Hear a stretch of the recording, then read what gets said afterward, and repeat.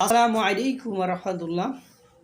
Police তাদের আর লজ্জা শরম বলে কিছু রাখলো না। বৈষম্য বিরোধী ছাত্র আন্দোলনের নেতারা, সমন্বয়করা পুলিশে এক প্রকার উলঙ্গ, নির্লজ্জ মানে মানে তাদেরকে এমন জায়গায় নিয়ে যাচ্ছে, সেখান থেকে পুলিশের যে কোনো মর্যাদা, পুলিশের যদি কোনো সম্মান আছে বলে আর বাঙালির কাছে মনে হচ্ছে না। তাদেরকে এখন দিন দুপুরে কথায় কথায়, আগে যেমন পুলিশ বিভিন্ন লোকদেরকে শাসাতো, ধরে নিয়ে যেত বা তাদেরকে পানিশমেন্টের আওতায় নিয়ে আসতো, এখন সে দায়িত্ব বৈষম্য বিরোধী ছাত্র আন্দোলনেরা নেতারা করছে।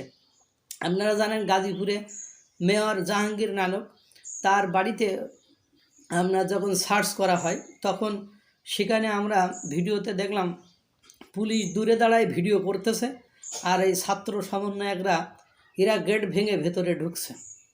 এক পর্যায়ে তারা গেট ভেঙে ভেতরে ঢুকছে, পুলিশরা পাশে দাঁড়িয়ে আছে। আগে যে পুলিশের যে দায়িত্ব যেটা ছিল সেটা এখন সমন্বয়ক অর্থাৎ বৈষম্য বিরোধী ছাত্র আন্দোলনের নেতারা করছে, আর পুলিশরা এখন ওই সাধারণ জনগণের ভূমিকা পালন করছে। তারপরে যখন সার্চ করে বা খোঁজাখুঁজির পরে বের হয়, তখন সবচেয়ে নির্লজ্জতার কাজটা ঘটে গিয়েছে। পুলিশদেরকে, সাধারণ জনগণদেরকে যেভাবে পুলিশরা সার্চ করে, পুলিশদেরকে গণ অভ্যুত্থানের বা জুলাই আগস্টের যে মেটিকুলাস প্ল্যানের যে সমন্বয়ক ছিল তারা সার্চ করতেছে। তাদেরকে যেভাবে সার্চ করে, বিভিন্ন জায়গায় হাত দিয়ে হাত উঁচু করে যেভাবে সার্চ করে, ঠিক ওইভাবে সার্চ করছে। এর চেয়ে নির্লজ্জতা, এর চেয়ে খারাপ আর কি হতে পারে পুলিশের জন্য? এই পুলিশকে সাধারণ জনগণ একসময় দেখলে ভয়ে কাঁপতো, আর সেই পুলিশকে এইভাবে সাধারণ জনগণের মধ্যে হাত উঁচু করে, পকেটে হাত দিয়ে, পেটে যেভাবে যেখানে যেখানে যে জিনিসপত্র লুকায় রাখা যায় সেই সব জায়গায় হাত দিচ্ছে। পাশাপাশি আপনারা জানেন, জুলাই গণ অভ্যুত্থানের বা জুলাই আগস্টের যে কর্মকাণ্ডের, ওখানে 952 জন পুলিশের এগেনস্টে 2000 মামলা হয়েছে।